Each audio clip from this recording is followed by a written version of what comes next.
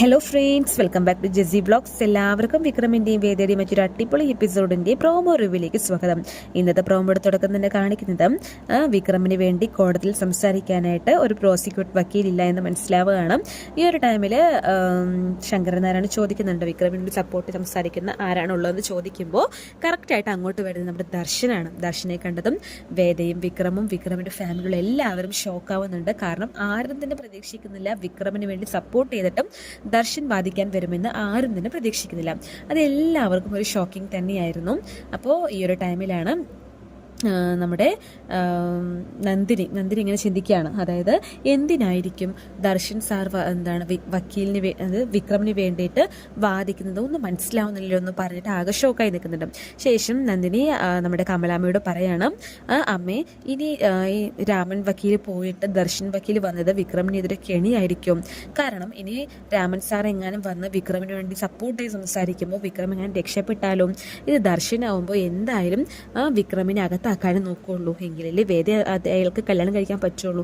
എനിക്ക് അങ്ങനെയാണ് തോന്നുന്നതൊക്കെ പറഞ്ഞിട്ട് കമലാമ്മയോട് ഓരോന്ന് പറഞ്ഞ് ഇങ്ങനെ കയറ്റുന്നുണ്ട് കേട്ടോ. അപ്പോഴേക്കും നമ്മുടെ ദർശൻ അവിടേക്ക് വരികയാണ്. ദർശനെ കണ്ടത് നന്ദിനി ഡയറക്റ്റ് ആയിട്ട് തന്നെ ചോദിക്കുന്നുണ്ട് ദർശനോടും, നിങ്ങൾ എന്തിനു വേണ്ടിയിട്ടാണ് വിക്രമിനെ സപ്പോർട്ട് ചെയ്തിട്ട് വാദിക്കാൻ വന്നതെന്ന് ചോദിക്കുന്നുണ്ട്. പക്ഷേ വെറുതെ അങ്ങനെ ഒന്ന് ചിരിച്ചിട്ട് നിൽക്കുന്നതായിട്ട് മാത്രമേ ദർശനെ പ്രോമോയിൽ കാണിക്കുന്നുള്ളൂ. ശേഷം കമലാമ്മ പറയുന്നുണ്ട്, മോനെ എങ്ങനെയെങ്കിലും എൻ്റെ മോനെ രക്ഷിക്കണം.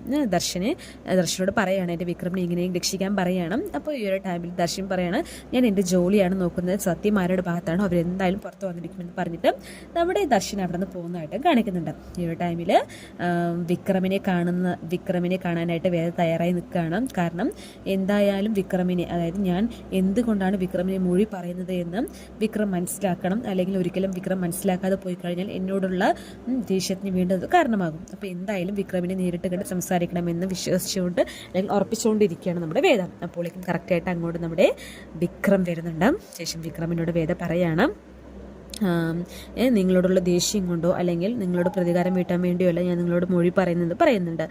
പക്ഷേ എന്താണ് പറയുന്നത്, അവർ പറയുന്നുണ്ടോ എന്നൊന്നും പ്രോമോയിൽ കാണിക്കുന്നില്ല. പോലീസുകാർ വന്നിട്ട് വിക്രമിനെ കൂട്ടിക്കൊണ്ട് പോകുന്നുണ്ട്. പക്ഷേ ആ ടൈമിൽ നമ്മുടെ വേദയുടെ കണ്ണൊക്കെ നിറഞ്ഞിങ്ങനെ നിൽക്കുന്നുണ്ട്.